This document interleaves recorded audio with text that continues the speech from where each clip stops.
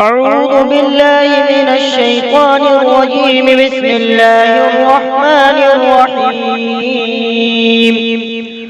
وما أبرئ نفسي إن النفس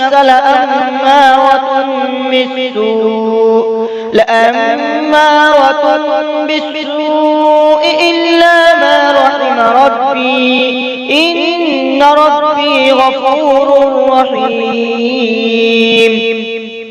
وقال الملك ائتوني به أستخلص لنفسي فلما كلمه قال إنك اليوم لدينا مكين أمين. قال اجعلني على خزائن الأرض إني حفيظ عليم. وكذلك مكنا ليوسف في الأرض يتبوأ منها حيث يشاء نصيب برحمتنا من نشاء ولا نضيع أجر المحسنين. ولأجر الآخرة خير للذين آمنوا وكانوا يتقون. وجاء إخوة يوسف فدخلوا عليه فعرفهم وهم له منكرون. ولما جهزهم بجهازهم قال ائتوني بأخ لكم من أبيكم ألا ترون أني أوفي الكيل وأنا خير المنزلين. فإن لم تأتوني به فلا كيل لكم عندي ولا تقربون. قالوا سنراود عنه أباه وإنا لفاعلون. وقال لفتيانه اجعلوا بضاعتهم في رحالهم لعلهم يعرفونها إذا انقلبوا إلى أهلهم لعلهم يرجعون. فلما رجعوا إلى أبيهم قالوا يا أبانا منع منا الكيل فأرسل معنا أخانا نبتل وإنا له لحافظون. قال هل آمنتم عليه إلا كما أمنتكم على أخيه من قبل فالله خير حافظا وهو أرحم الراحمين. ولما فتحوا متاعهم وجدوا بضاعتهم ردت إليهم قالوا يا أبانا ما نبغي هذه بضاعتنا ردت إلينا ونمير أهلنا ونحفظ أخانا ونزداد كيل بعير ذلك كيل يسير. قال لن أرسله معكم حتى تؤتون موثقا من الله لتأتونني به إلا أن يحاط بكم.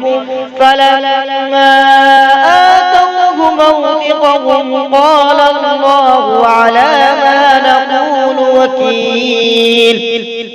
وقال يا بني لا تدخلوا من باب واحد وادخلوا من أبواب متفرقة وما أغني عنكم من الله من شيء إن الحكم إلا لله عليه توكلت وعليه فليتوكل المتوكلون. ولما دخلوا من حيث أمرهم أبوهم ما كان يغني عنهم من الله من شيء إلا حاجة في نفس يعقوب قضاها وإنه لذو علم لما علمناه ولكن أكثر الناس لا يعلمون. ولما دخلوا على يوسف آوى إليه أخاه قال إني أنا أخوك فلا تبتئس بما كانوا يعملون. فلما جهزهم بجهازهم جعل السقاية في رحل أخيه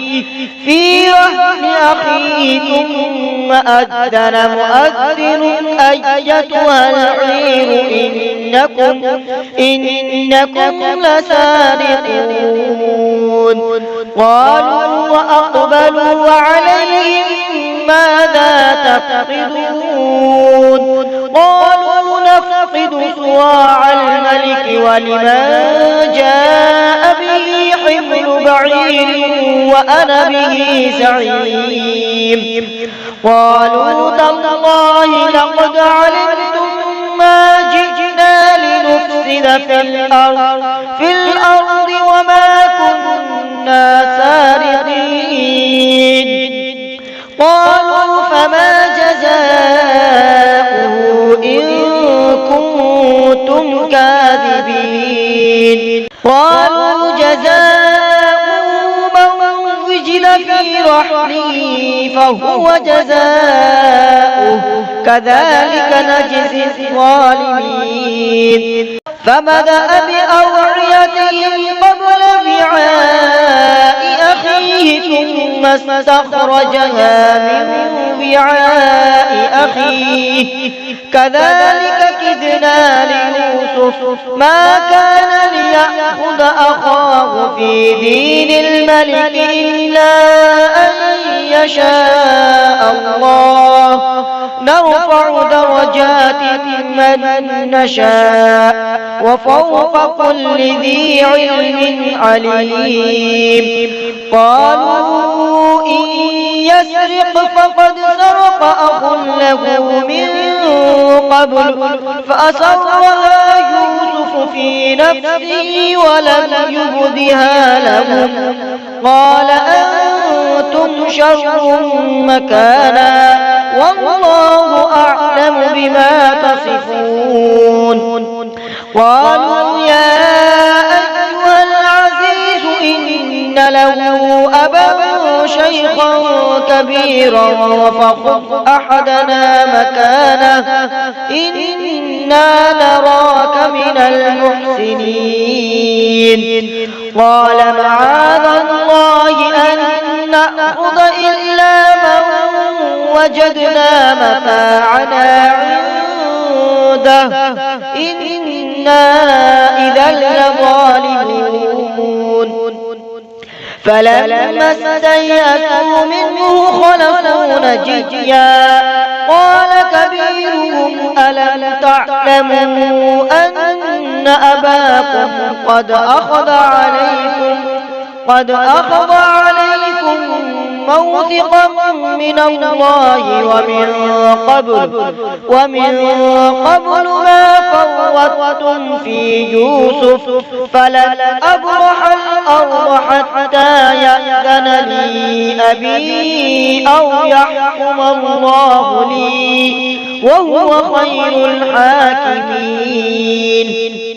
ارجعوا إلى أبيكم فقولوا يا أبانا إن ابنك سرق وما شهدنا إلا بما علمنا وما كنا للغيب حافظين.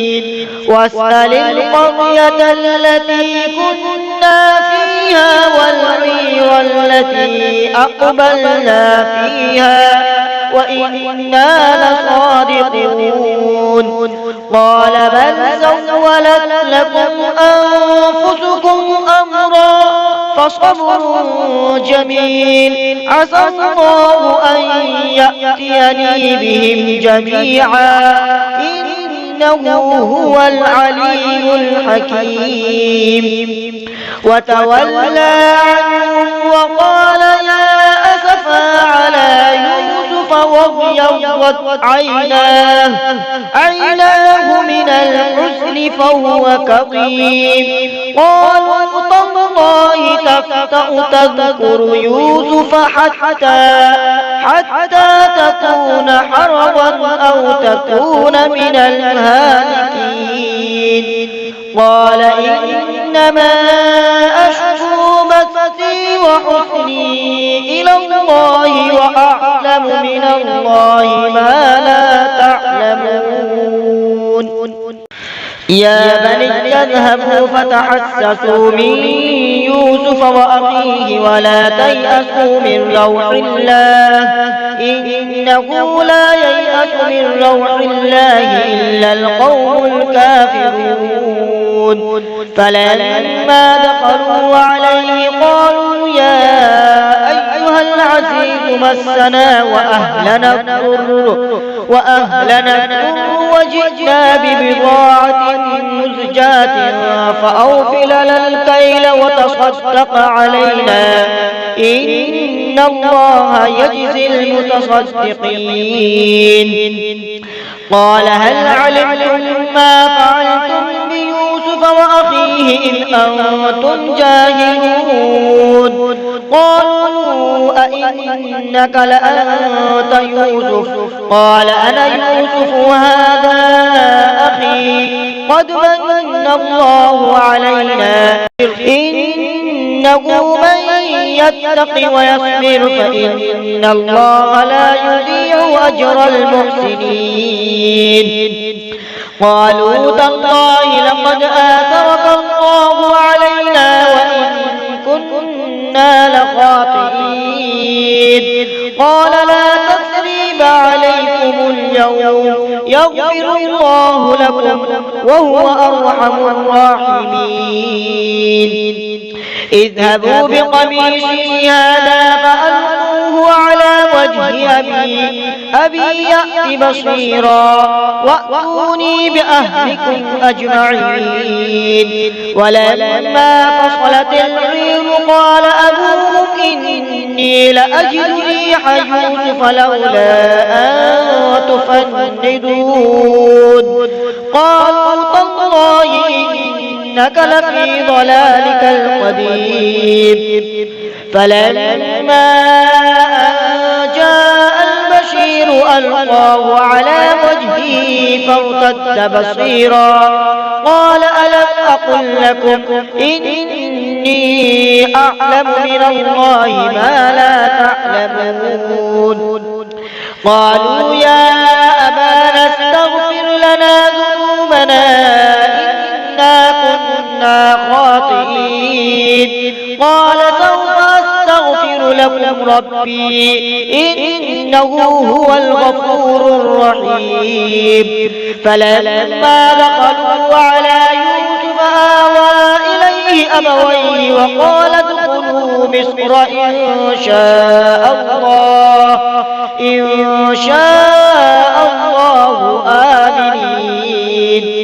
ورفع أبويه على العرش وخروا له سجدا وقال يا أبت هذا تأويل رؤياي من قبل قد جعلها ربي حقا وقد أحسن بي إذ أخرجني من السجن وجاء بكم من البدو من بعد أن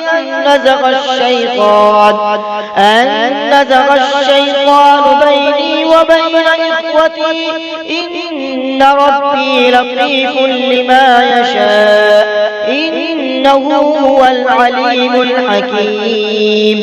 رب قد آتيتني من الملك وعلمتني من تأويل الأحاديث فاطر السماوات والأرض أنت ولي في الدنيا والآخرة توفني مسلما وألحقني بالصالحين ذلك من أنباء الغيب نوحيه إليك وما كنت لديهم إذ أجمعوا أمرهم وهم يمكرون وما أكثر الناس ولو حرصت بمؤمنين وما تسألهم عليه من أجر إن هو إلا ذكر للعالمين صدق الله العظيم.